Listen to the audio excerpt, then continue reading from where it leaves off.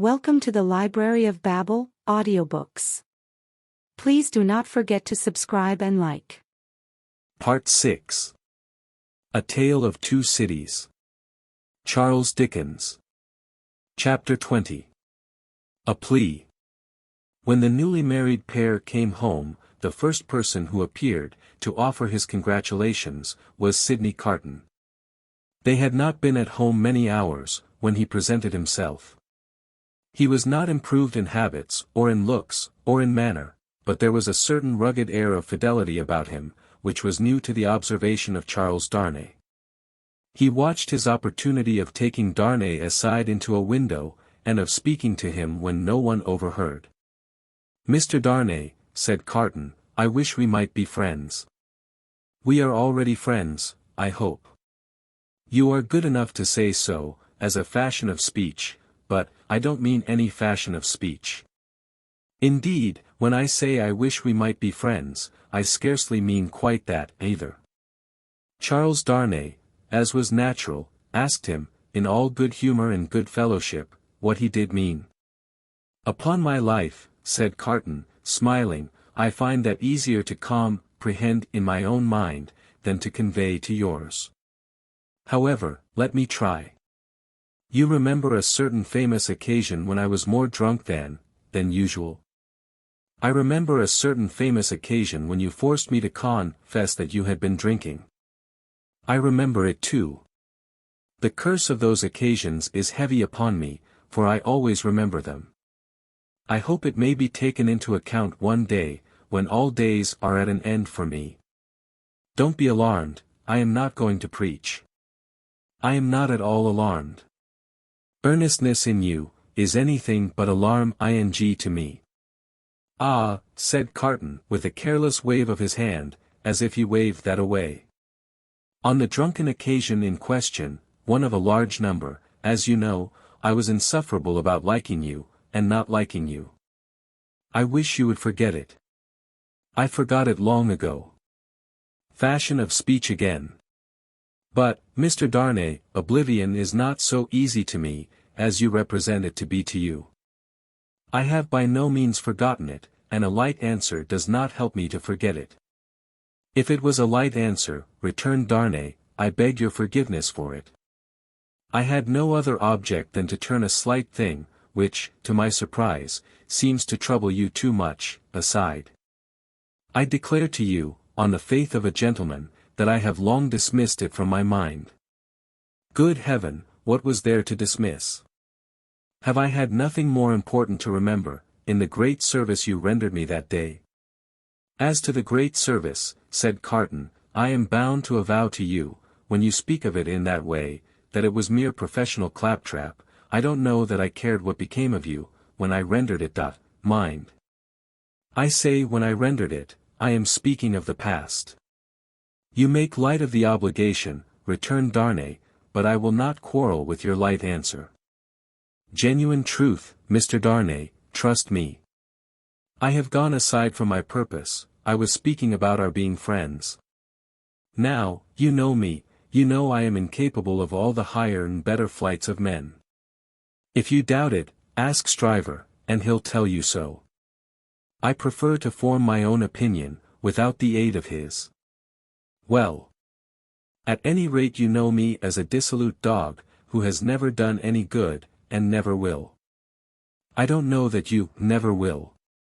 But I do, and you must take my word for it. Well. If you could endure to have such a worthless fellow, and a fellow of such indifferent reputation, coming and going at odd times, I should ask that I might be permitted to come and go as a privileged person here, that I might be regarded as an useless, and I would add, if it were not for the resemblance I detected between you and me, an unornamental piece of furniture, tolerated for its old service, and taken no notice of. I doubt if I should abuse the permission. It is 100 to 1 if I should avail myself of it 4 times in a year. It would satisfy me, I dare say, to know that I had it. Will you try?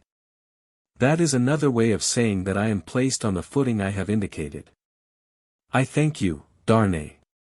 I may use that freedom with your name. I think so, Carton, by this time. They shook hands upon it, and Sidney turned away. Within a minute afterwards, he was, to all outward appearance, as unsubstantial as ever.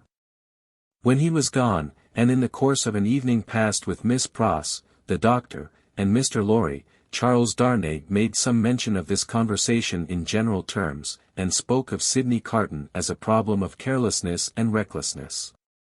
He spoke of him, in short, not bitterly or meaning to bear hard upon him, but as anybody might who saw him as he showed himself. He had no idea that this could dwell in the thoughts of his fair young wife, but, when he afterwards joined her in their own rooms, he found her waiting for him with the old pretty lifting of the forehead strongly marked. "We are thoughtful tonight," said Darnay, drawing his arm about her. "Yes, dearest Charles," with her hands on his breast, and the in attentive expression fixed upon him, "we are rather thoughtful tonight, for we have something on our mind tonight." "What is it, my Lucy? Will you promise not to press one question on me, if I beg you not to ask it?" "Will I promise? What will I not promise to my love?" "What, indeed," with his hand putting aside the golden hair from the cheek, and his other hand against the heart that beat for him. "I think, Charles, poor Mr. Carton deserves more consideration and respect than you expressed for him tonight." "Indeed, my own. Why so?" "That is what you are not to ask me. But I think, I know, he does. If you know it, it is enough. What would you have me do, my life?" "I would ask you, dearest, to be very generous with him always, and very lenient on his faults when he is not by. I would ask you to believe that he has a heart he very, very seldom reveals, and that there are deep wounds in it. My dear, I have seen it bleeding. It is a painful reflection to me," said Charles Darnay, quite astounded, "that I should have done him any wrong. I never thought this of him. My husband, it is so. I fear he is not to be reclaimed, there is scarcely a hope that anything in his character or fortunes is reparable now. But, I am sure that he is capable of good things, gentle things, even magnanimous things." She looked so beautiful in the purity of her faith in this lost man, that her husband could have looked at her as she was for hours. "And, oh my dearest love," she urged, clinging nearer to him, laying her head upon his breast, and raising her eyes to his, "remember how strong we are in our happiness, and how weak he is in his misery." The supplication touched him home. "I will always remember it, dear heart.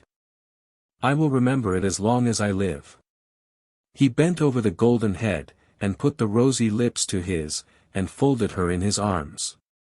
If one forlorn wanderer then pacing the dark streets, could have heard her innocent disclosure, and could have seen the drops of pity kissed away by her husband from the soft blue eyes. So loving of that husband, he might have cried to the night, and the words would not have parted from his lips for the first time. God bless her for her sweet compassion. Chapter 21. Echoing Footsteps. A wonderful corner for echoes, it has been remarked, that corner where the doctor lived. Ever busily winding the golden thread which bound her husband, and her father, and herself, and her old directress and companion, in a life of quiet bliss, Lucy sat in the still house in the tranquilly resounding corner, listening to the echoing footsteps of years. At first, there were times, though she was a perfectly happy young wife, when her work would slowly fall from her hands, and her eyes would be dimmed. For, there was something coming in the echoes, something light, afar off, and scarcely audible yet, that stirred her heart too much. Fluttering hopes and doubts, hopes, of a love as yet unknown to her, doubts, of her remaining upon earth, to enjoy that new delight, divided her breast. Among the echoes then, there would arise the sound of footsteps at her own early grave, and thoughts of the husband who would be left so desolate, and who would mourn for her so much, swelled to her eyes, and broke like waves. That time passed, and her little Lucy lay on her bosom. Then, among the advancing echoes, there was the tread of her tiny feet and the sound of her prattling words. Let greater echoes resound as they would, the young mother at the cradle's side could always hear those coming. They came, and the shady house was sunny with a child's laugh, and the divine friend of children, to whom in her trouble she had confided hers, seemed to take her child in his arms, as he took the child of old, and made it a sacred joy to her. Ever busily winding the golden thread that bound them all together, weaving the service of her happy influence through the tissue of all their lives, and making it predominate nowhere, Lucy heard in the echoes of years none but friendly and soothing sounds. Her husband's step was strong and prosperous among them, her father's firm and equal.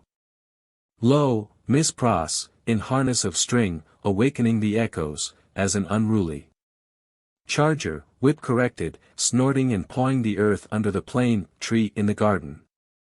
Even when there were sounds of sorrow among the rest, they were not harsh nor cruel.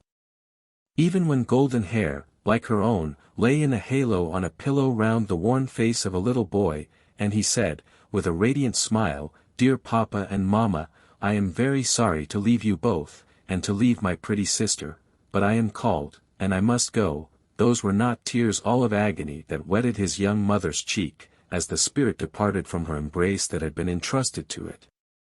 "Suffer them and forbid them not. They see my Father's face.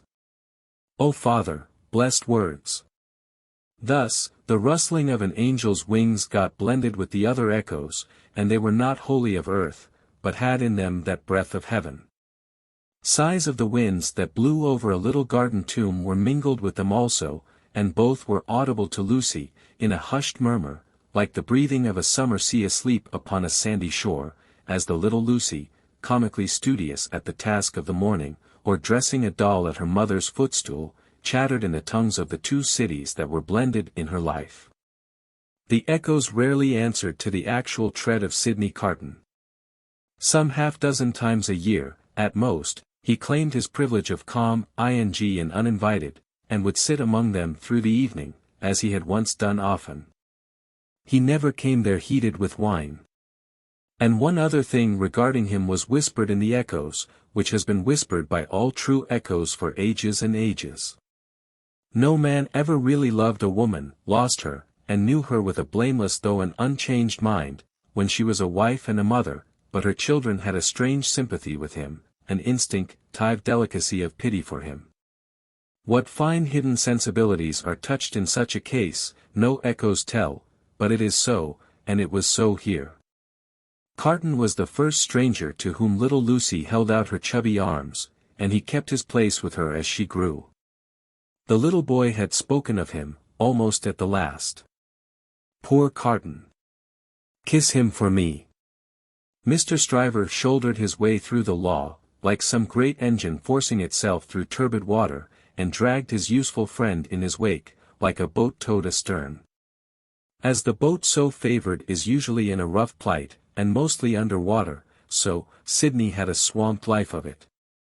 But, easy and strong custom, unhappily so much easier and stronger in him than any stimulating sense of desert or disgrace, made it the life he was to lead, and he no more thought of emerging from his state of lion's jackal, than any real jackal may be supposed to think of rising to be a lion. Stryver was rich, had married a florid widow with property and 3 boys, who had nothing particularly shining about them but the straight hair of their dumpling heads. These 3 young gentlemen, Mr. Stryver, exuding patronage of the most offensive quality from every pore, had walked before him like 3 sheep to the quiet corner in Soho, and had offered as pupils to Lucy's husband, delicately saying, "Hello. Here are 3 lumps of bread and cheese towards your matrimonial picnic, Darnay." The polite rejection of the 3 lumps of bread and cheese had quite bloated Mr. Stryver with indignation, which he afterwards turned to account in the training of the young gentlemen, by directing them to beware of the pride of beggars, like that tutor fellow. He was also in the habit of declaiming to Mrs. Stryver, over his full-bodied wine, on the arts Mrs. Darnay had once put in practice to catch him, and on the cut diamond arts in himself, madam, which had rendered him not to be caught. Some of his King's Bench familiars, who were occasionally parties to the full-bodied wine and the lie, excused him for the latter by saying that he had told it so often, that he believed it himself, which is surely such an incorrigible aggravation of an originally bad offence, as to justify any such offenders being carried off to some suitably retired spot, and there hanged out of the way. These were among the echoes to which Lucy, sometimes pensive, sometimes amused and laughing, listened in the echoing corner, until her little daughter was 6 years old. How near to her heart the echoes of her child's tread came, and those of her own dear father's, always active and self-possessed, and those of her dear husband's, need not be told. Nor, how the lightest echo of their united home, directed by herself with such a wise and elegant thrift that it was more abundant than any waste, was music to her. Nor, how there were echoes all about her, sweet in her ears, of the many times her father had told her that he found her more devoted to him married, if that could be, than single, and of the many times her husband had said to her that no cares and duties seemed to divide her love for him or her help to him, and asked her, "What is the magic secret, my darling, of your being everything to all of us, as if there were only one of us, yet never seeming to be hurried, or to have too much to do?" But, there were other echoes, from a distance, that rumbled Menach ingly in the corner all through this space of time. And it was now, about little Lucy's 6th birthday, that they began to have an awful sound, as of a great storm in France with a dreadful sea rising. On a night in mid-July, 1789, Mr. Lorry came in late, from Tellson's, and sat himself down by Lucy and her husband in the dark window. It was a hot, wild night, and they were all three reminded of the old Sunday night when they had looked at the lightning from the same place. "I began to think," said Mr. Lorry, pushing his brown wig back, "that I should have to pass the night at Tellson's. We have been so full of business all day, that we have not known what to do first, or which way to turn. There is such an uneasiness in Paris, that we have actually a run of confidence upon us. Our customers over there, seem not to be able to confide their property to us fast enough. There is positively a mania among some of them for sending it to England." "That has a bad look," said Darnay. "A bad look, you say, my dear Darnay?" "Yes, but we don't know what reason there is in it. People are so unreasonable. Some of us at Tellson's are getting old, and we really can't be troubled out of the ordinary course without due occasion." "Still," said Darnay, "you know how gloomy and threatening the sky is." "I know that, to be sure," assented Mr. Lorry, trying to persuade himself that his sweet temper was soured, and that he grumbled, "but I am determined to be peevish after my long day's botheration. Where is Manette?" "Here he is," said the doctor, entering the dark room at the moment. "I am quite glad you are at home, for these hurries and forebodings, by which I have been surrounded all day long, have made me nervous without reason. You are not going out, I hope?" "No, I am going to play backgammon with you, if you like," said the doctor. "I don't think I do like, if I may speak my mind. I am not fit to be pitted against you tonight. Is the tea-board still there, Lucy?" "I can't see." "Of course, it has been kept for you." "Thank ye, my dear. The precious child is safe in bed, and sleeping soundly." "That's right, all safe and well. I don't know why anything should be otherwise than safe and well here, thank God, but I have been so put out all day, and I am not as young as I was. My tea, my dear." "Thank ye. Now, come and take your place in the circle, and let us sit quiet, and hear the echoes about which you have your theory." "Not a theory, it was a fancy." "A fancy, then, my wise pet," said Mr. Lorry, patting her hand. "They are very numerous and very loud, though, are they not? Only hear them. Headlong, mad, and dangerous footsteps to force their way into anybody's life, footsteps not easily made clean again if once stained red, the footsteps raging in Saint Antoine afar off, as the little circle sat in the dark London window. Saint Antoine had been, that morning, a vast dusky mass of scare crows heaving to and fro, with frequent gleams of light above the billowy heads, where steel blades and bayonets shone in the sun. A tremendous roar arose from the throat of Saint Antoine, and a forest of naked arms struggled in the air like shriveled branches of trees in a winter wind, all the fingers convulsively clutching at every weapon or semblance of a weapon that was thrown up from the depths below, no matter how far off. Who gave them out, whence they last came, where they began, through what agency they crookedly quivered and jerked, scores at a time, over the heads of the crowd, like a kind of lightning, no eye in the throng could have told, but muskets were being distributed, so were cartridges, powder, and ball, bars of iron and wood, knives, axes, pikes, every weapon that distracted ingenuity could discover or devise. People who could lay hold of nothing else, set themselves with bleeding hands to force stones and bricks out of their places in walls. Every pulse and heart in Saint Antoine was on high fever strain and at high fever heat. Every living creature there held life as of no account, and was demented with a passionate readiness to sacrifice it. As a whirlpool of boiling waters has a center point, so, all this raging circled round Defarge's wine shop, and every human drop in the cauldron had a tendency to be sucked towards the vortex where Defarge himself, already begrimed with gunpowder and sweat, issued orders, issued arms, thrust this man back, dragged this man forward, disarmed one to arm another, labored and strove in the thickest of the uproar. "Keep near to me, Jacques 3, cried Defarge, and do you, Jacques 1 and 2, separate and put yourselves at the head of as many of these patriots as you can. Where is my wife?" Well. "Here you see me," said Madame, composed as ever, but not knitting today. Madame's resolute right hand was occupied with an axe, in place of the usual softer implements, and in her girdle were a pistol and a cruel knife. "Where do you go, my wife?" "I go," said Madame, "with you at present. You shall see me at the head of women, by and by." "Come, then," cried Defarge, in a resounding voice. "Patriots and friends, we are ready. The Bastille." With a roar that sounded as if all the breath in France had been shaped into the detested word, the living sea rose, wave on wave, depth on depth, and overflowed the city to that point. Alarm bells ringing, drums beating, the sea raging and thundering on its new beach, the attack began. Deep ditches, double drawbridge, massive stone walls, 8 great towers, cannon, muskets, fire and smoke.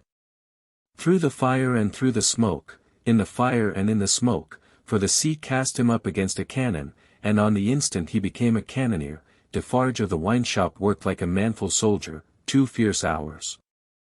Deep ditch, single drawbridge, massive stone walls, 8 great towers, cannon, muskets, fire and smoke. 1 drawbridge down. Work, comrades all, work. Work, Jacques 1, Jacques 2, Jacques 1000, Jacques 2000, Jacques 5 and 20,000, in the name of all the angels or the devils, which you prefer, work. Thus Defarge of the wine shop, still at his gun, which had long grown hot. "To me, women," cried Madame his wife. "What? We can kill as well as the men when the place is taken." And to her, with a shrill thirsty cry, trooping women variously armed, but all armed alike in hunger and revenge. Cannon, muskets, fire and smoke, but, still the deep ditch, the single drawbridge, the massive stone walls, and the 8 great towers. Slight displacements of the raging sea, made by the falling wounded. Flash ing weapons, blazing torches, smoking wagonloads of wet straw, hard work at neighboring barricades in all directions, shrieks, volleys, execrations, bravery without stint, boom smash and rattle, and the furious sounding of the living sea, but, still the deep ditch, and the single drawbridge, and the massive stone walls, and the 8 great towers, and still. Defarge of the wine shop at his gun, grown doubly hot by the service of 4 fierce hours. A white flag from within the fortress, and a parley, this dimly perceptible through the raging storm, nothing audible in it. Suddenly the sea rose immeasurably wider and higher, and swept Defarge of the wine shop over the lower drawbridge, past the massive stone outer walls, in among the 8 great towers surrendered. So resistless was the force of the ocean bearing him on, that even to draw his breath or turn his head was as impracticable as if he had been struggling in the surf at the South Sea, until he was landed in the outer courtyard of the Bastille. There, against an angle of a wall, he made a struggle to look about him. Jacques III was nearly at his side. Madame Defarge, still heading some of her women, was visible in the inner distance, and her knife was in her hand. Everywhere was tumult, exultation, deafening and maniacal bewilderment, astounding noise, yet furious dumb show. The prisoners. The records. The secret cells. The instruments of torture. The prisoners. Of all these cries, and 10,000 incoherences, the prisoners, was the cry most taken up by the sea that rushed in, as if there were an eternity of people, as well as of time and space. When the foremost billows rolled past, bearing the prison officers with them, and threatened them all with instant death if any secret nook remained undisclosed, Defarge laid his strong hand on the breast of one of these men, a man with a grey head, who had a lighted torch in his hand, separated him from the rest, and got him between himself and the wall. "Show me the North Tower," said Defarge. "Quick." "I will faithfully," replied the man, "if you will come with me." "But there is no one there." "What is the meaning of 105, North Tower?" asked Defarge. "Quick." "The meaning, monsieur? Does it mean a captive, or a place of captivity? Or do you mean that I shall strike you dead?" "Kill him," croaked Jacques III, who had come close up. "Monsieur, it is a cell." "Show it me." "Pass this way, then." Jacques III, with his usual craving on him, and evidently disappointed by the dialogue taking a turn that did not seem to promise bloodshed, held by Defarge's arm as he held by the turnkey's. Their 3 heads had been close together during this brief discourse, and it had been as much as they could do to hear one another, even then, so tremendous was the noise of the living ocean, in its eruption into the fortress and its inundation of the courts and passages and staircases. All around outside, too, it beat the walls with a deep, hoarse roar, from which, occasionally, some partial shouts of tumult broke and leaped into the air like spray. Through gloomy vaults where the light of day had never shone, past hideous doors of dark dens and cages, down cavernous flights of steps, and again up steep rugged ascents of stone and brick, more like dry waterfalls than staircases, Defarge, the turnkey, and Jacques III, linked hand and arm, went with all the speed they could make.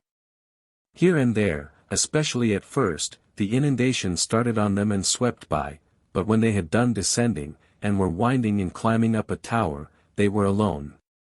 Hemmed in here by the massive thickness of walls and arches, the storm within the fortress and without was only audible to them in a dull, subdued way, as if the noise out of which they had come had almost destroyed their sense of hearing. The turnkey stopped at a low door, put a key in a clashing lock, swung the door slowly open, and said, as they all bent their heads and passed in, 105, North Tower. There was a small, heavily grated, unglazed window high in the wall, with a stone screen before it, so that the sky could be only seen by stooping low and looking up. There was a small chimney, heavily barred across, a few feet within. There was a heap of old feathery wood ashes on the hearth. There was a stool, and table, and a straw bed. There were the 4 blackened walls, and a rusted iron ring in one of them. "Pass that torch slowly along these walls, that I may see them," said Defarge to the turnkey. The man obeyed, and Defarge followed the light closely with his eyes. "Stop, look here, Jacques."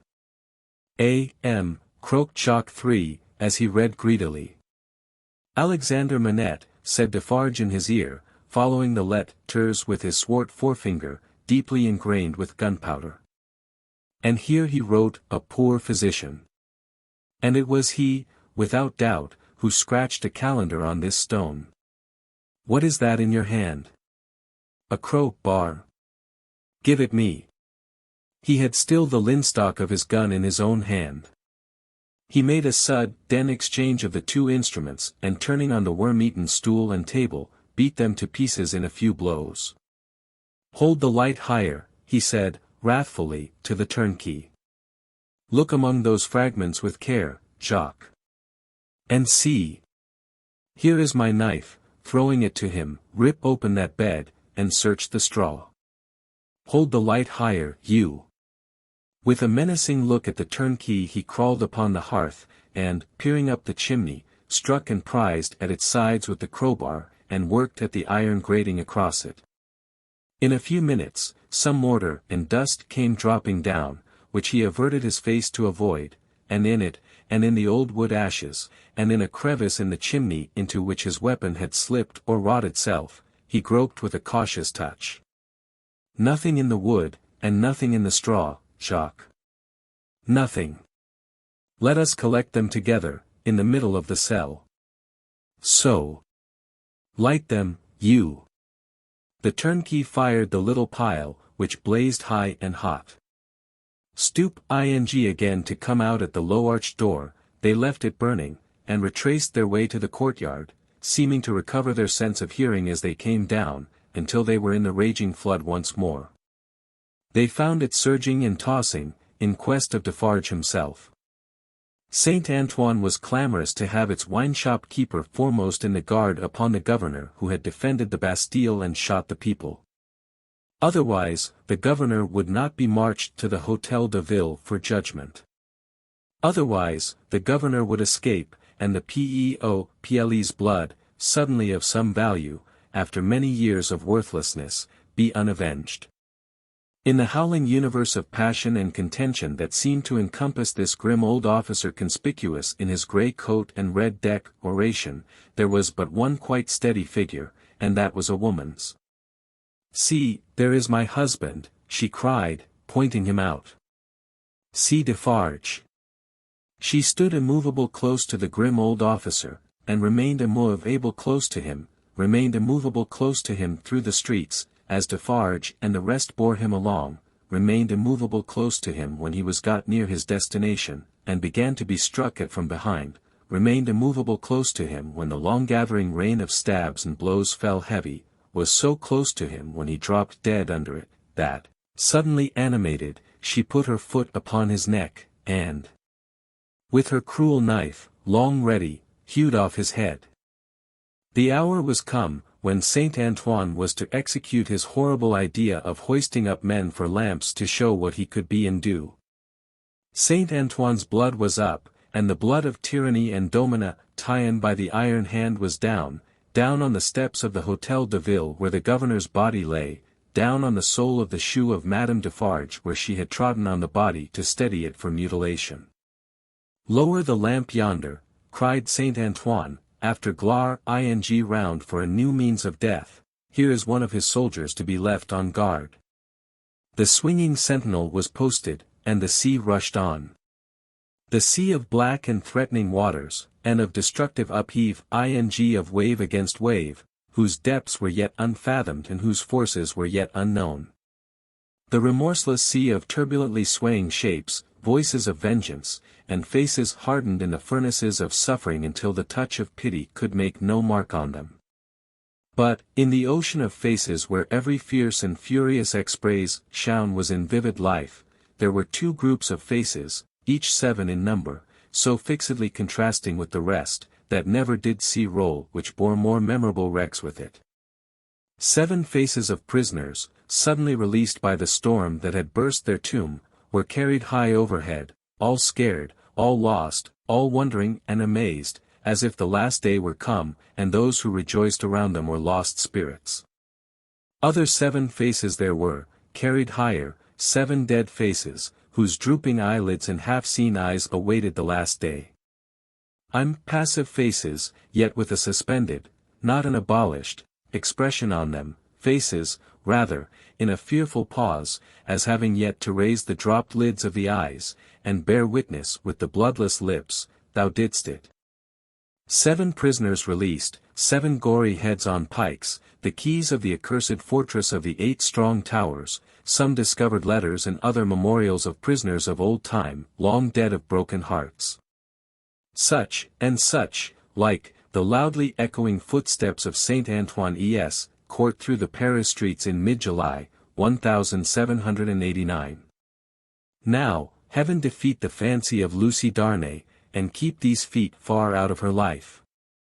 For, they are headlong, mad, and dangerous, and in the years so long after the breaking of the cask at de Farge's wine-shop door, they are not easily purified when once stained red.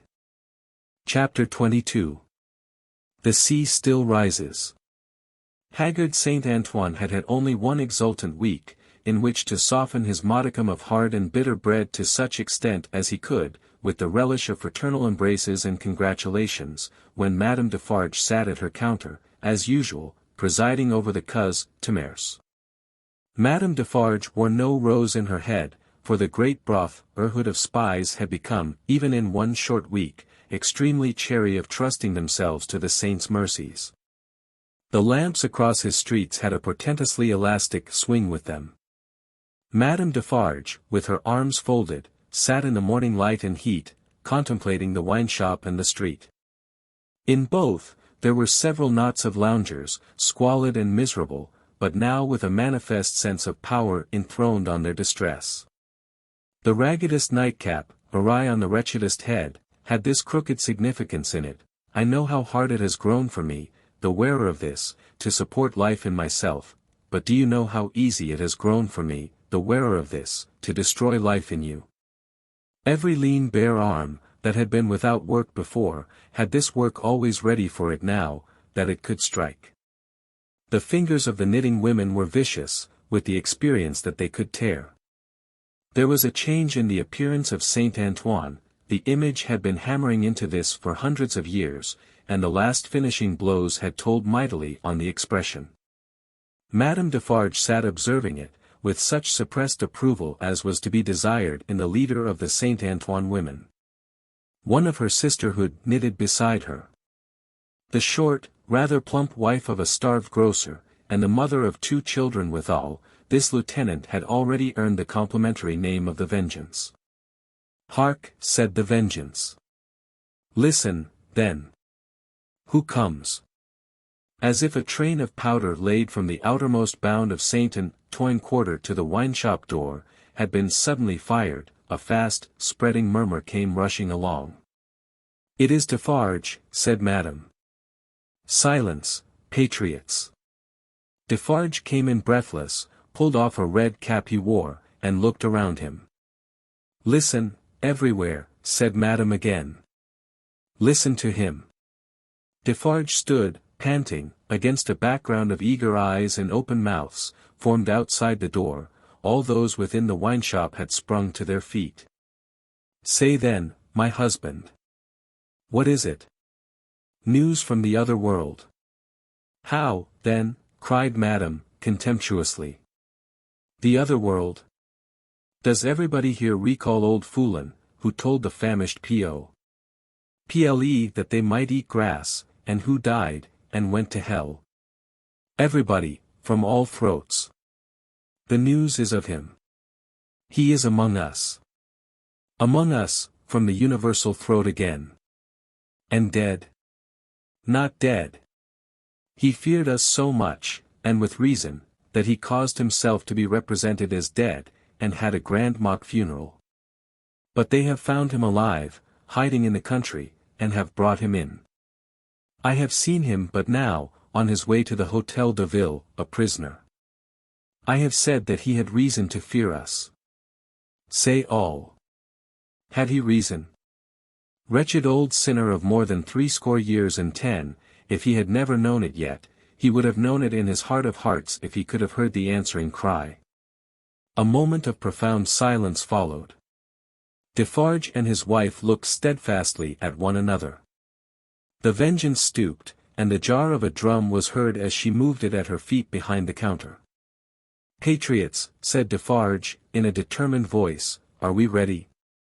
Instantly Madame Defarge's knife was in her girdle, the drum was beating in the streets, as if it and a drummer had flown together by magic, and the Vengeance, uttering terrific shrieks, and flinging her arms about her head like all the 40 Furies at once, was tearing from house to house, rousing the women. The men were terrible, in the bloody-minded anger with which they looked from windows, caught up what arms they had, and came pouring down into the streets, but the women were a sight to chill the bold est. From such household occupations as their bare poverty yielded. From their children, from their aged and their sick crouching on the bare ground famished and naked, they ran out with streaming hair, urging one another, and themselves, to madness with the wildest cries and actions. Villain foolin taken, my sister. Old foolin taken, my mother. Miscreant foolin taken, my daughter. Then, a score of others ran into the midst of these, beating their breasts, tearing their hair, and scream foolin alive. Foolin who told the starving people they might eat grass. Foolin who told my old father that he might eat grass, when I had no bread to give him. Foolin who told my baby it might suck grass, when these breasts were dry with want. O Mother of God, this foolin. O Heaven our suffering. Hear me, my dead baby and my with-erred father, I swear on my knees, on these stones, to avenge you on foolin. Husbands, and brothers, and young men, give us the blood of foolin, give us the head of foolin, give us the heart of foolin, give us the body and soul of foolin, rend foolin to pieces, and dig him into the ground, that grass may grow from him. With these cries, bears of the women, lashed into blind frenzy, whirled about, striking and tearing at their own friends until they dropped into a passionate swoon, and were only saved by the men belonging to them from being trampled underfoot. Nevertheless, not a moment was lost, not a moment. This foolin was at the Hôtel de Ville, and might be loosed. Never, if Saint Antoine knew his own sufferings, insults, and wrongs.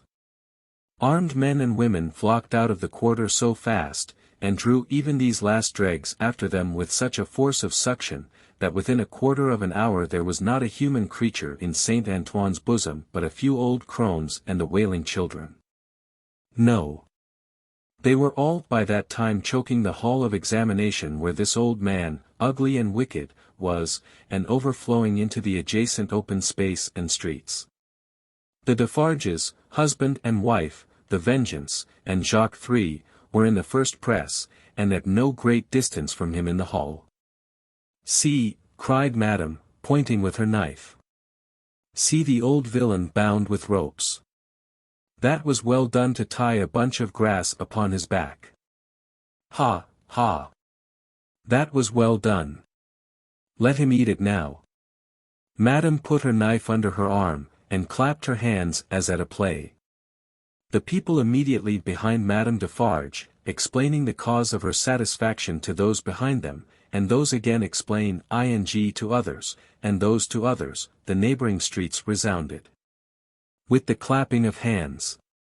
Similarly, during 2 or 3 hours of drawl, and the winnowing of many bushels of words, Madame Defarge's frequent expressions of impatience were taken up, with marvellous quickness, at a distance, the more readily, because certain men who had by some wonderful exercise of agility climbed up the external architecture to look in from the windows, knew Madame Defarge well, and acted as a telegraph between her and the crowd outside the building. At length the sun rose so high that it struck a kindly ray as of hope or protection, directly down upon the old prisoner's head. The favour was too much to bear. In an instant the barrier of dust and chaff that had stood surprisingly long, went to the winds, and Saint Antoine had got him. It was known directly, to the furthest confines of the crowd.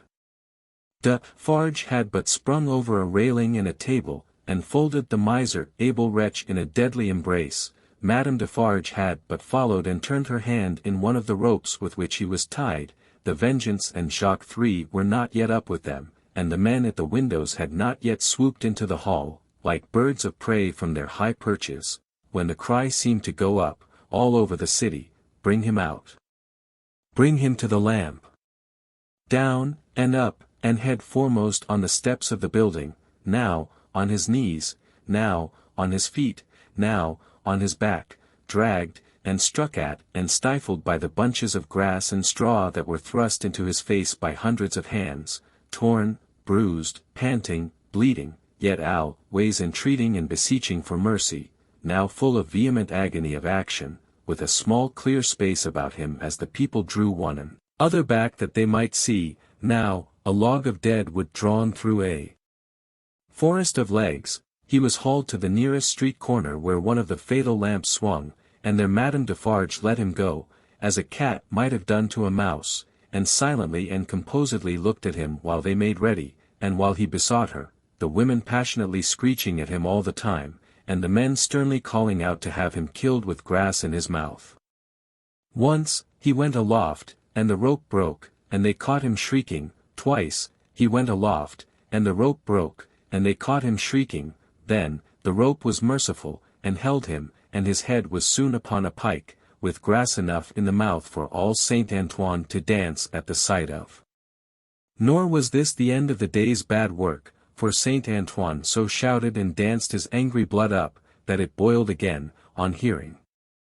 When the day closed and that the son-in-law of the despatched, another of the people's enemies and insulters, was coming into Paris under a guard 500 strong, in cavalry alone.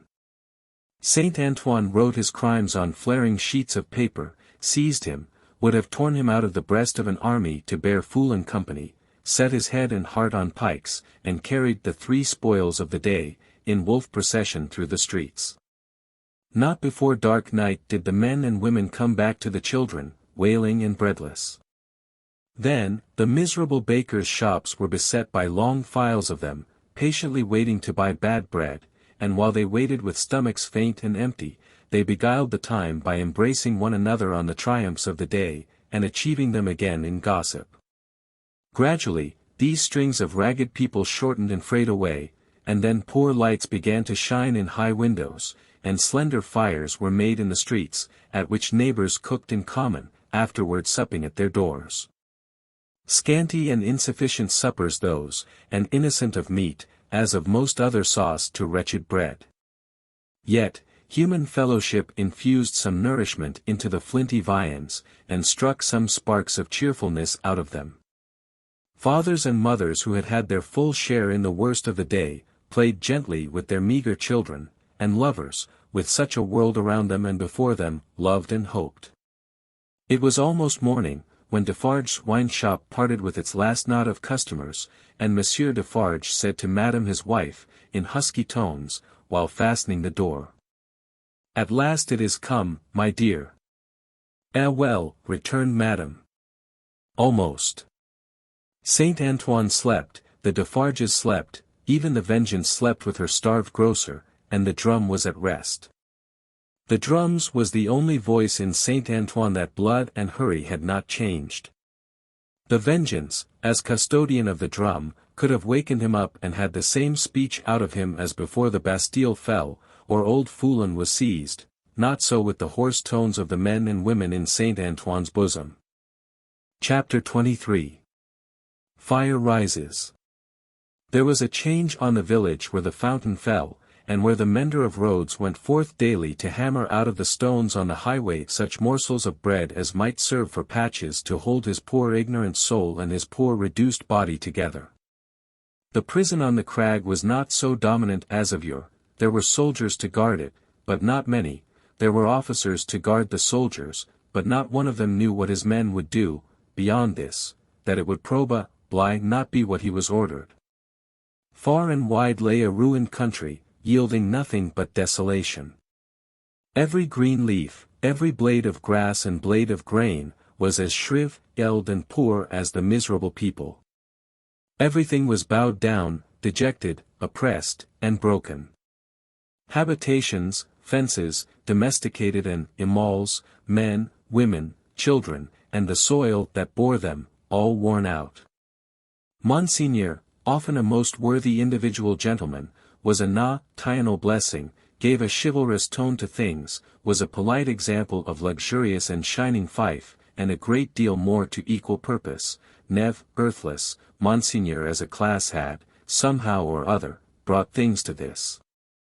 Strange that creation, designed expressly for Monseigneur, should be so soon wrung dry and squeezed out. There must be some thing short-sighted in the eternal arrangements, surely. Thus it was, however, and the last drop of blood having been extracted from the flints, and the last screw of the rack having been turned so often that its perches crumbled, and it now turned and turned with nothing to bite, Monseigneur began to run away from a phenomenon so low and unaccountable. But, this was not the change on the village, and on many a village like it. For scores of years gone by, Monseigneur had squeezed it and wrung it, and had seldom graced it with his presence except for the pleasures of the chase, now, found in hunting the people, now, found in hunting the beasts, for whose preservation Monseigneur made edifying spaces of barbarous and barren wilderness. No.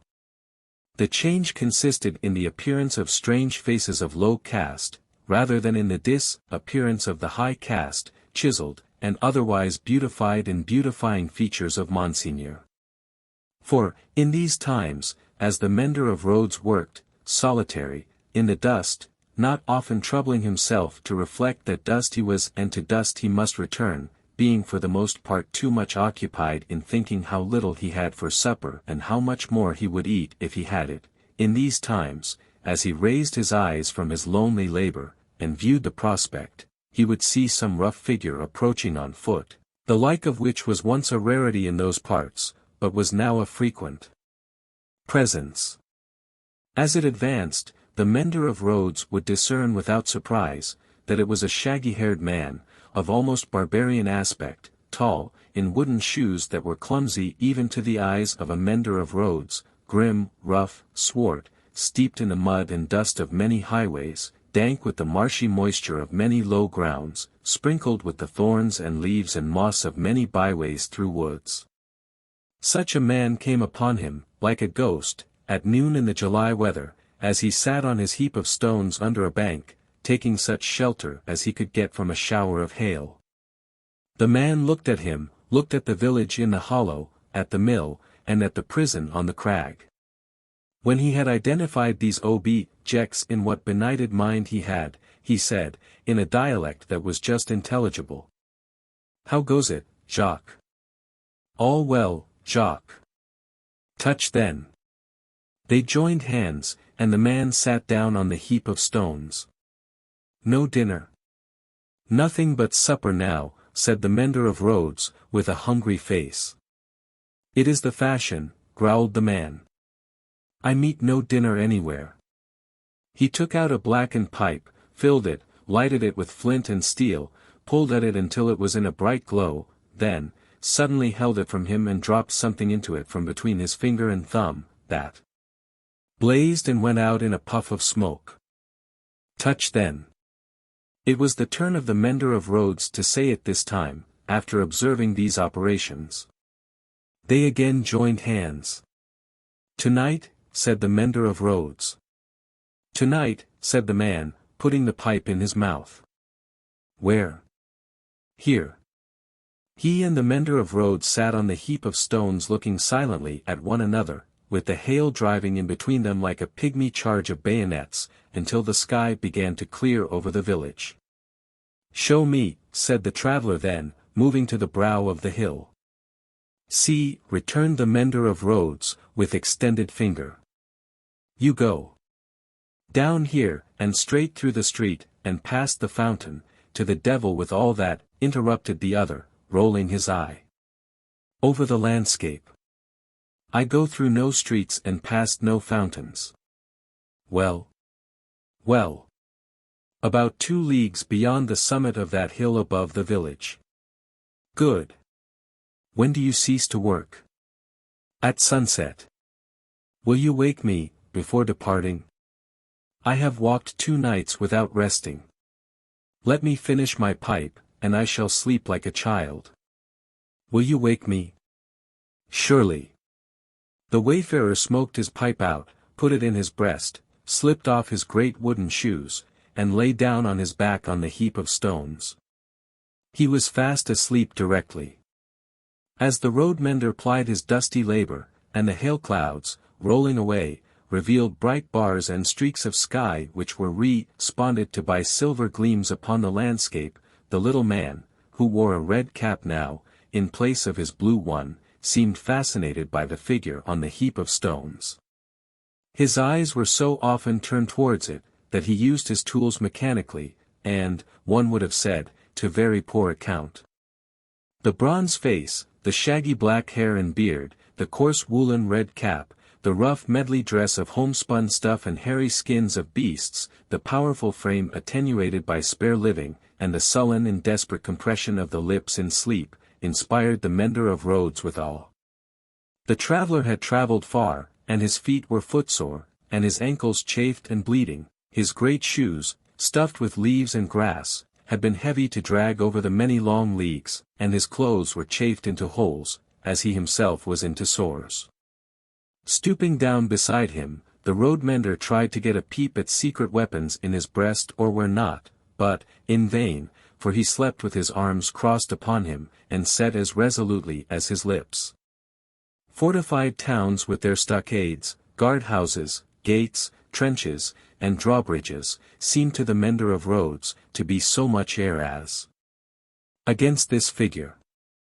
And when he lifted his eyes from it to the horizon and looked around, he saw in his small fancy similar figures, stopped by no obstacle, tending to centres all over France.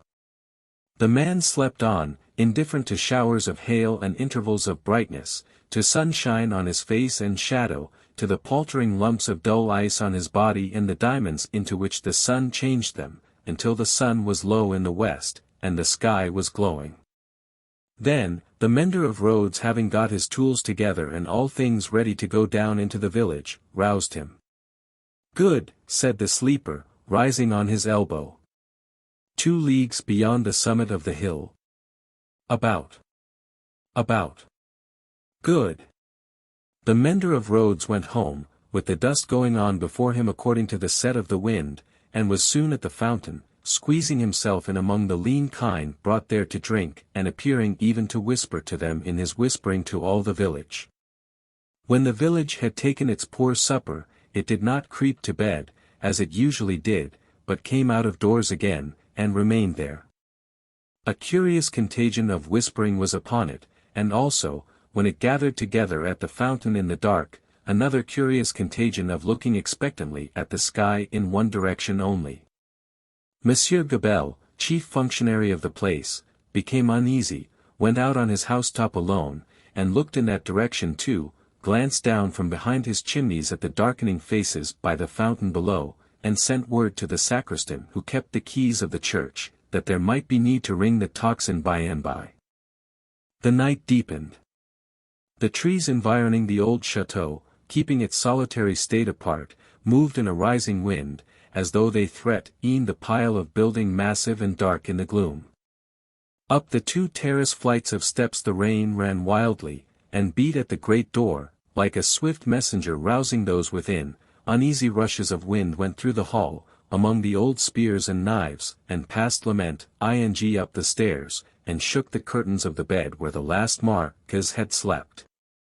East, west, north, and south, through the woods, for heavy treading, unkempt figures crushed the high grass and cracked the branches, striding on cautiously to come together in the courtyard. For lights broke out there, and moved away in different directions, and all was black again. But, not for long. Presently, the chateau began to make itself strangely visible by some light of its own, as though it were growing luminous. Then, a flickering streak played behind the architecture of the front, picking out transparent places, and showing where balustrades, arches, and windows were. Then it soared higher, and grew broader and brighter. Soon, from a score of the great windows, flames burst forth, and the stone faces awakened, stared out of fire. A faint murmur arose about the house from the few people who were left there, and there was a saddling of a horse and riding away. There was spurring and splashing through the darkness, and bridle was drawn in the space by the village fountain, and the horse in a foam stood at Monsieur Gabelle's door. "Help, Gabelle! Help, every one. The tocsin rang impatiently, but other help, if that were any, there was none. The mender of roads, and 250 particular friends, stood with folded arms at the fountain, looking at the pillar of fire in the sky. "It must be 40 feet high," said they, grimly, and never moved. The rider from the chateau, and the horse in a foam, clattered away through the village, and galloped up the stony steep, to the prison on the crag.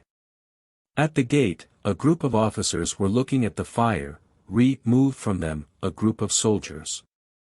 "Help, gentlemen, officers. The chateau is on fire, valuable objects may be saved from the flames by timely aid. Help, help."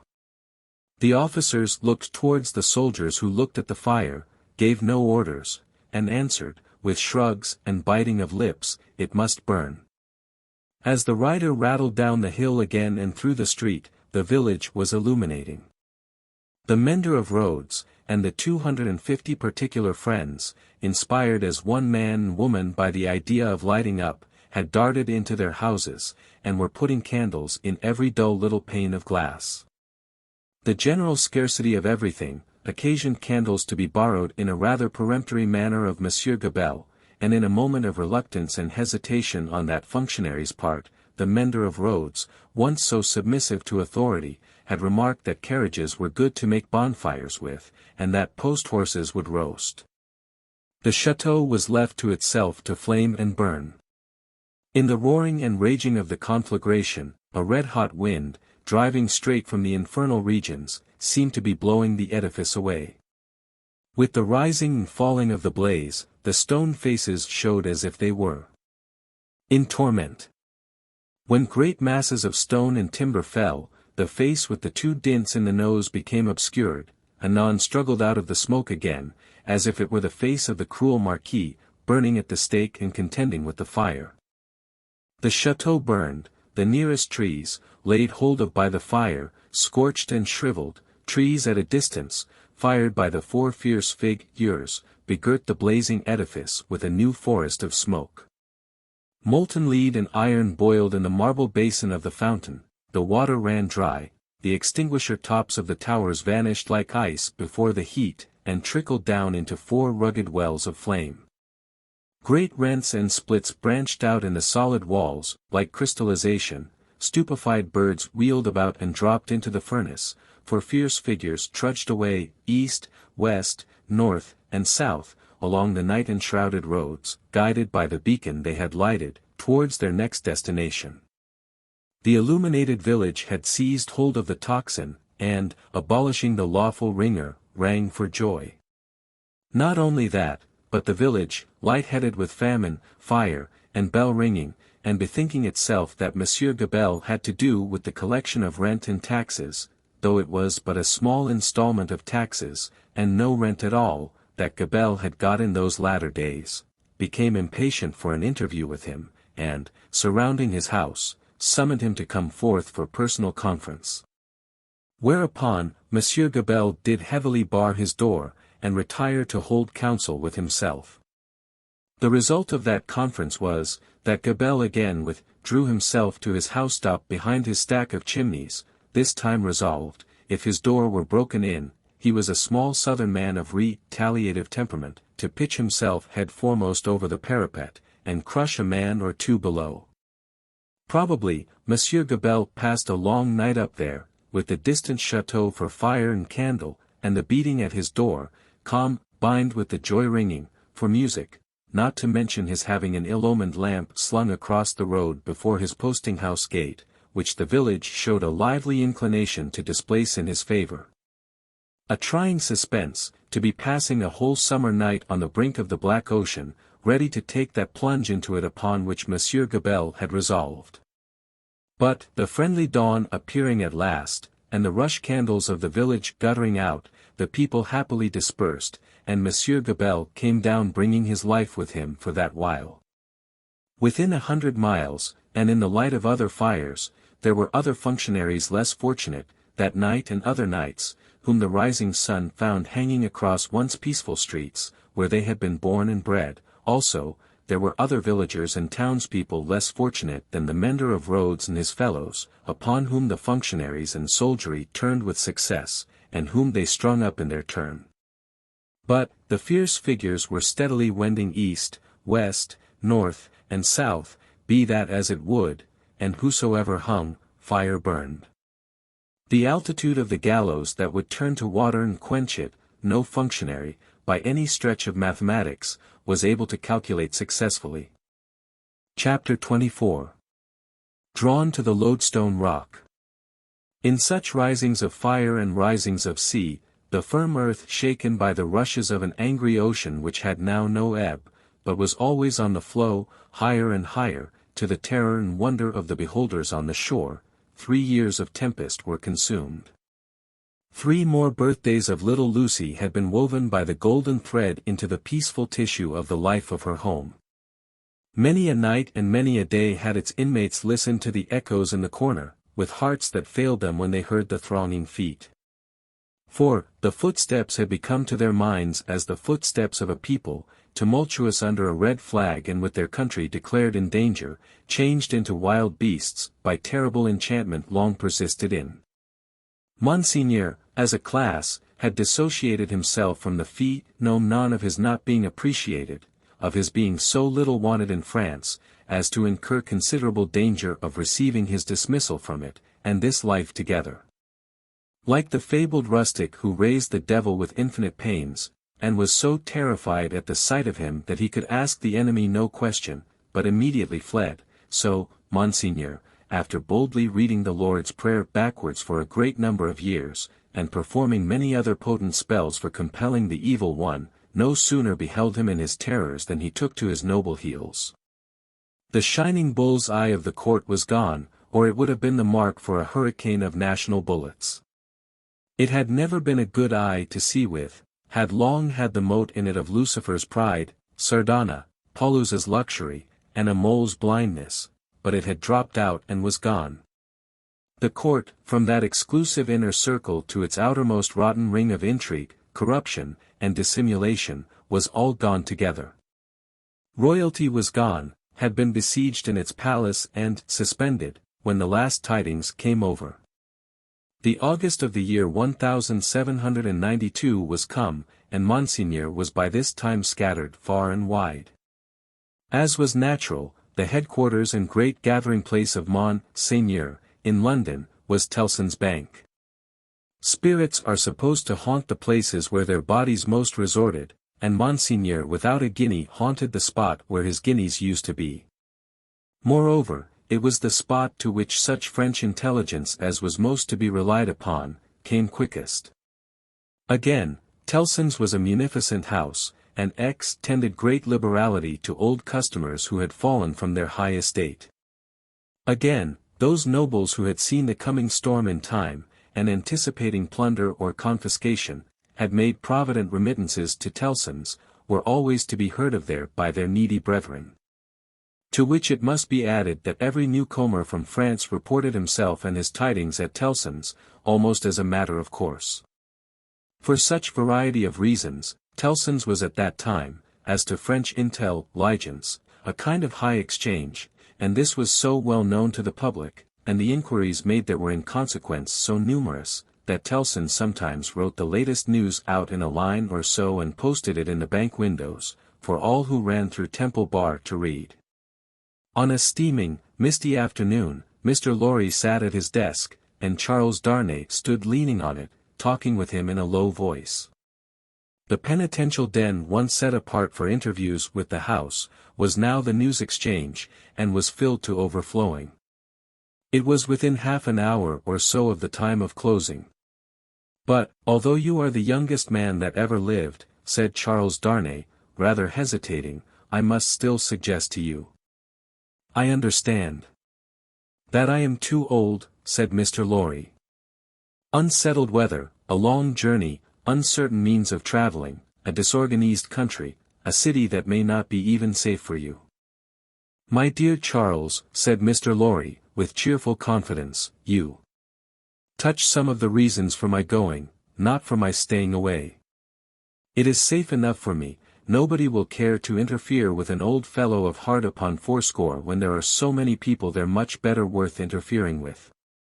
As to its being a disorganized city, if it were not a disorganized city there would be no occasion to send somebody from our house here to our house there, who knows the city in the business, of old, and is in Tellson's confidence. As to the uncertain travelling, the long journey, and the winter weather, if I were not prepared to submit myself to a few inconveniences for the sake of Tellson's, after all these years, who ought to be? I wish I were going myself, said Charles Darnay, somewhat restlessly, and like one thinking aloud. Indeed. You are a pretty fellow to object and advise, exclaimed Mr. Lorry.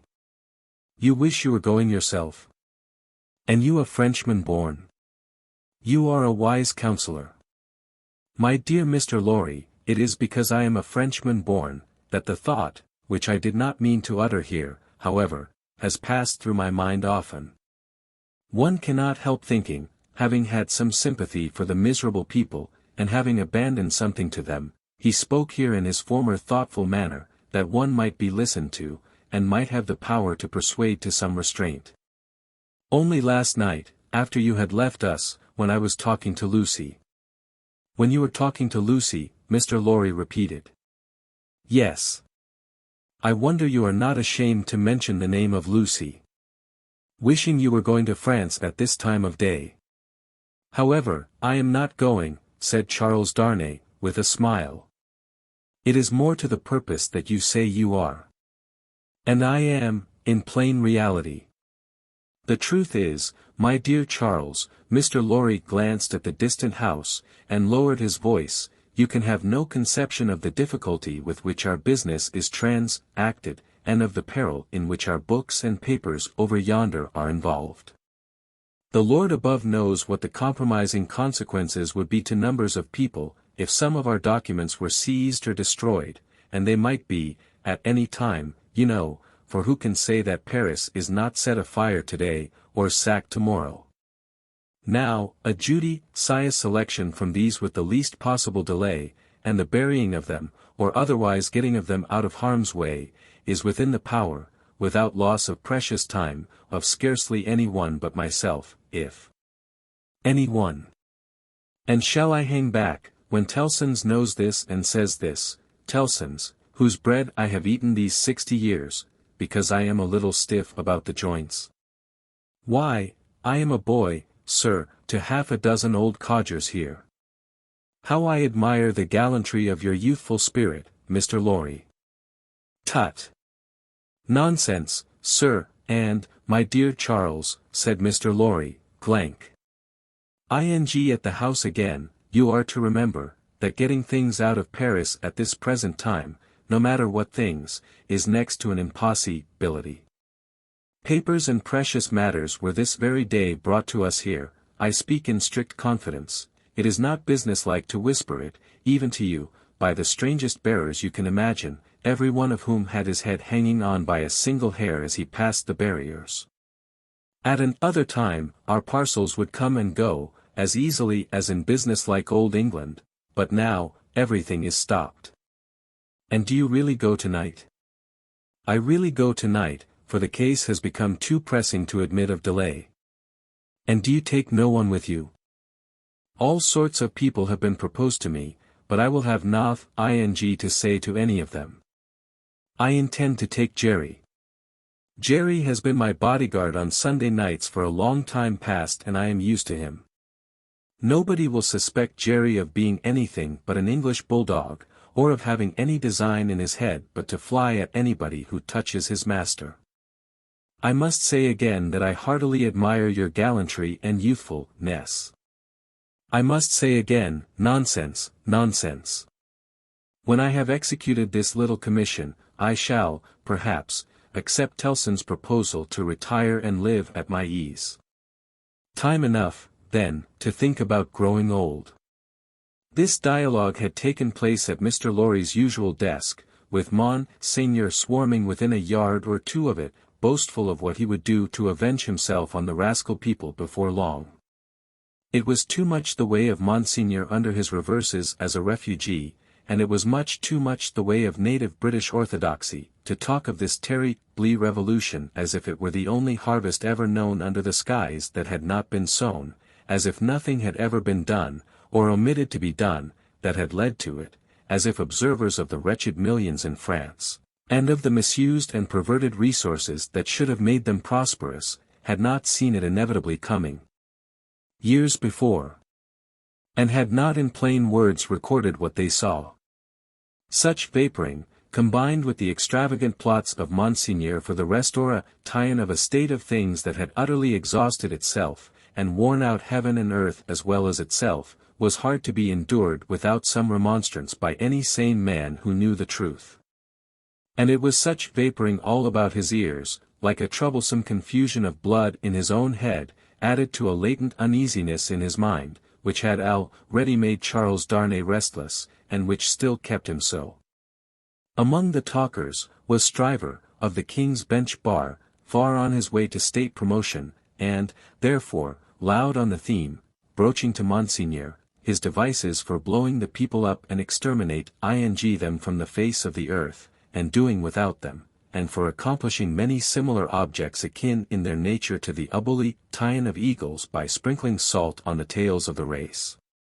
Him, Darnay heard with a particular feeling of objection, and Darnay stood divided between going away that he might hear no more, and remaining to interpose his word, when the thing that was to be, went on to shape itself out. The House approached Mr. Lorry, and laying a soiled and unopened letter before him, asked if he had yet discovered any traces of the person to whom it was addressed. The House laid the letter down so close to Darnay that he saw the direction, the more quickly because it was his own right name. The address, turned into English, ran. Very pressing. To Monsieur heretofore the Marquis Saint-Evremond, of France. Confided to the cares of Messrs. Telson and Company, bankers, London, England. On the marriage morning, Dr. Manette had made it his one urgent and express request to Charles Darnay, that the secret of this name should be, unless he, the doctor, dissolved the obligation, kept inviolate between them. Nobody else knew it to be his name, his own wife had no suspicion of the fact, Mr. Lorry could have none. No, said Mr. Lorry, in reply to the House, I have referred it, I think, to everybody now here, and no one can tell me where this gentleman is to be found. The hands of the clock verging upon the hour of closing the bank, there was a general set of the current of talkers past Mr. Lorry's desk. He held the letter out inquiringly, and Monseigneur looked at it, in the person of this plotting and indignant refugee, and Monseigneur looked at it in the person of that plotting and indignant refugee, and this, that, and the other, all had something disparaging to say, in French or in English, concerning the Marquis who was not to be found. Nephew, I believe, but in any case degenerate successor, of the polished Marquis who was murdered, said one. Happy to say, I never knew him. A craven who abandoned his post, said another. This Monseigneur had been got out of Paris, legs uppermost and half suffocated, in a load of hay, some years ago. Infected with the new doctrines, said a third, eyeing the direction through his glass in passing, set himself in opposition to the last Marquess, abandoned the estates when he inherited them, and left them to the ruffian herd. They will recompense him now, I hope, as he deserves. Hey, cried the blatant Stryver. Did he though? Is that the sort of fellow? Let us look at his infamous name. D.N. the fellow. Darnay, unable to restrain himself any longer, touched Mr. Stryver on the shoulder, and said, I know the fellow. Do you, by Jupiter, said Stryver. I am sorry for it. Why? Why, Mr. Darnay? D'ye hear what he did? Don't ask, why, in these times. But I do ask why. Then I tell you again, Mr. Darnay, I am sorry for it. I am sorry to hear you putting any such extraordinary questions. Here is a fellow, who, infected by the most pestilent and blasphemous code of devilry that ever was known, abandoned his property to the vilest scum of the earth that ever did murder by wholesale, and you ask me why I am sorry that a man who instructs youth knows him. Well, but I'll answer you. I am sorry because I believe there is contamination in such a scoundrel. That's why. Mindful of the secret, Darnay with great difficulty checked himself, and said, "You may not understand the gentleman." "I understand how to put you in a corner, Mr. Darnay," said Bully Stryver, "and I'll do it. If this fellow is a gentleman, I don't understand him. You may tell him so, with my compliments. You may also tell him, from me, that after abandoning his worldly goods and position to this butcherly mob, I wonder he is not at the head of them." "But, no, gentlemen," said Stryver, looking all round, and snapping his fingers, "I know something of human nature, and I tell you that you'll never find a fellow like this fellow, trusting himself to the mercies of such precious protégés.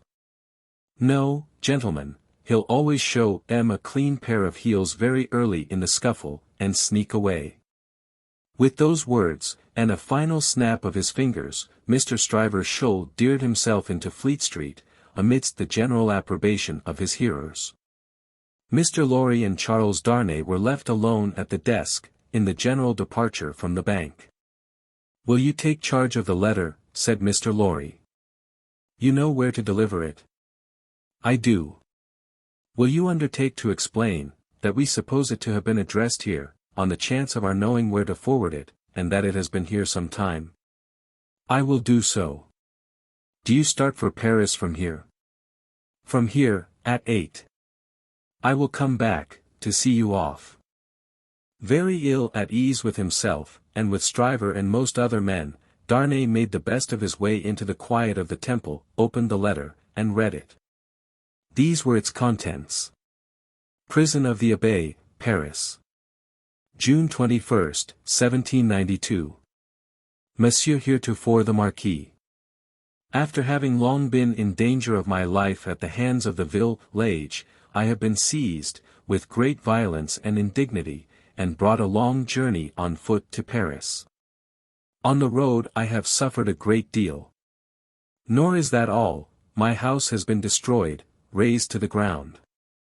The crime for which I am imprisoned, Monsieur heretofore the Marquis, and for which I shall be summoned before the tribunal, and shall lose my life, without your so generous help, is, they tell me, treason against the majesty of the people, in that I have acted against them for an emigrant. It is in vain I represent that I have acted for them, and not against, according to your commands. It is in vain I represent that, before the sequestration of emigrant property, I had remitted the imposts they had ceased to pay, that I had collected no rent, that I had had recourse to no process. The only response is, that I have acted for an emigrant, and where is that emigrant? Ah! Most gracious Monsieur heretofore the Marquis, where is that emigrant? I cry in my sleep, where is he? I demand of heaven, will he not come to deliver me? No answer. Ah, Monsieur heretofore the Marquis, I send my desolate cry across the sea, hoping it may perhaps reach your ears through the great bank of Tilson known at Paris. For the love of heaven, of justice, of generosity, of the honor of your noble name, I supplicate you, Monsieur heretofore the Marquis, to succor and release me. My fault is, that I have been true to you. O Monsieur heretofore the Marquis, I pray you be you true to me.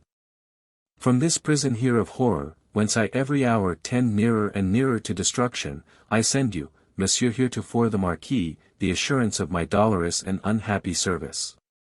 Your afflicted, Gabelle. The latent uneasiness in Darnay's mind was roused to vigorous life by this letter. The peril of an old servant and a good one, whose only crime was fidelity to himself and his family, stared him so reproachfully in the face, that, as he walked to and fro in the Temple considering what to do, he almost hid his face from the passers-by. He knew very well, that in his horror of the deed which had culminated the bad deeds and bad reputation of the old family house, in his resentful suspicions of his uncle, and in the aversion with which his conscience regarded the crumbling fabric that he was supposed to uphold, he had acted imperfectly. He knew very well, that in his love for Lucy, his renunciation of his social place, though by no means new to his own mind, had been hurried and incomplete. He knew that he ought to have systematically worked it out and supervised it, and that he had meant to do it, and that it had never been done. The happiness of his own chosen English home, the necessity of being always actively employed, the swift changes and troubles of the time which had followed on one another so fast, that the events of this week annihilated the immature plans of last week, and the events of the week following made all new again. He knew very well, that to the force of these circumstances he had yielded, not without disquiet, but still without continuous and accumulating resistance.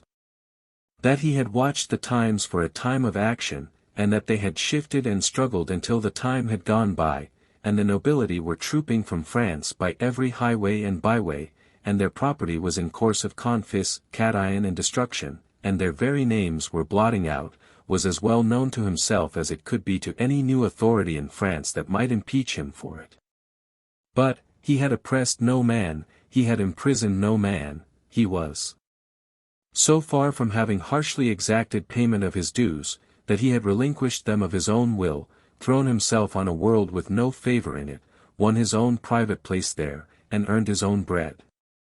Monsieur Gabelle had held the impoverished and involved estate on written instructions, to spare the people, to give them what little there was to give, such fuel as the heavy creditors would let them have in the winter, and such produce as could be saved from the same grip in the summer, and no doubt he had put the fact in plea and proof, for his own safety, so that it could not but appear now. This favored the desperate resolution Charles Darnay had begun to make, that he would go to Paris. Yes. Like the mariner in the old story, the winds and streams had driven him within the influence of the lodestone rock, and it was him to itself, and he must go. Everything that arose before his mind drifted him on, faster and faster, more and more steadily, to the terrible attraction. His latent uneasiness had been, that bad aims were being worked out in his own unhappy land by bad instruments, and that he who could not fail to know that he was better than they, was not there, trying to do something to stay bloodshed, and assert the claims of mercy and humanity. With this uneasiness half stifled, and half reproaching him, he had been brought to the pointed comparison of himself with the brave old gentleman in whom duty was so strong. Upon that comparison, injurious to himself, had instantly followed the sneers of Monseigneur, which had stung him bitterly, and those of Stryver, which above all were coarse and galling, for old reasons. Upon those, had followed Gabelle's letter, the appeal of an innocent prisoner, in danger of death, to his justice, honor, and good name. His resolution was made. He must go to Paris. Yes. The lodestone rock was drawing him, and he must sail on, until he struck. He knew of no rock, he saw hardly any danger. The intention with which he had done what he had done, even although he had left it incomplete, presented it before him in an aspect that would be gratefully acknowledged in France on his presenting himself to assert it.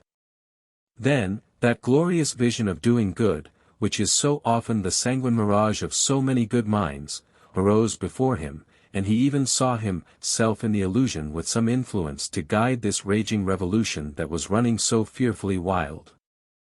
As he walked to and fro with his resolution made, he considered that neither Lucy nor her father must know of it until he was gone.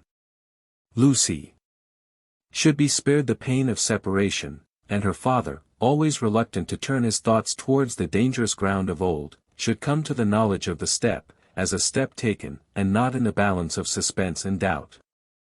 How much of the incompleteness of his situation was referable to her father, through the painful anxiety to avoid reviving old associations of France in his mind, he did not discuss with himself.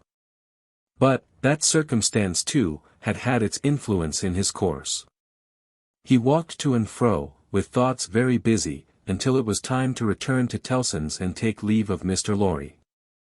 As soon as he arrived in Paris he would present himself to this old friend, but he must say nothing of his intention now. A carriage with post-horses was ready at the bank door, and Jerry was booted and equipped. "I have delivered that letter," said Charles Darnay to Mr. Lorry. I would not consent to your being charged with any written answer, but perhaps you will take a verbal one. That I will, and readily, said Mr. Lorry, if it is not dangerous. Not at all. Though it is to a prisoner in the Abbaye. What is his name? Said Mr. Lorry, with his open pocket-book in his hand. Gabelle. Gabelle. And what is the message to the unfortunate Gabelle in prison? Simply, that he has received the letter, and will come. Any time mentioned. He will start upon his journey tomorrow night. Any person mentioned? No.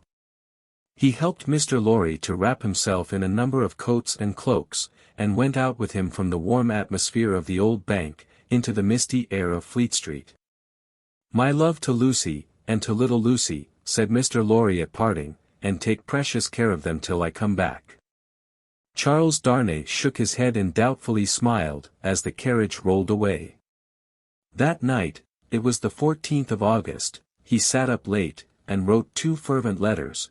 One was to Lucy, explaining the strong obligation he was under to go to Paris, and showing her, at length, the reasons that he had, for feeling confident that he could become involved in no personal danger there.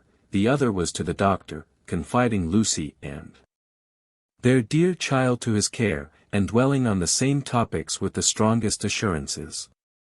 To both, he wrote that he would dispatch letters in proof of his safety, immediately after his arrival. It was a hard day, that day of being among them, with the first reservation of their joint lives on his mind. It was a hard matter to preserve the innocent deceit of which they were profoundly unsuspicious. But, an affectionate glance at his wife, so happy and busy, made him resolute not to tell her what impended. He had been half moved to do it, so strange it was to him to act in anything without her quiet aid, and the day passed quickly. Early in the evening he embraced her, and her scarcely less dear namesake, pretending that he would return by an imaginary engagement took him out, and he had secreted a valise of clothes ready, and so he emerged into the heavy mist of the heavy streets, with a heavier heart. The unseen force was drawing him fast to itself, now, and all the tides and winds were setting straight and strong towards it. He left his 2 letters with a trusty porter, to be delivered half an hour before midnight, and no sooner, took horse for Dover, and began his journey. For the love of heaven, of justice, of generosity, of the honor of your noble name, was the poor prisoner's cry with which he strengthened his sinking heart, as he left all that was dear on earth behind him, and floated away for the Lodestone Rock.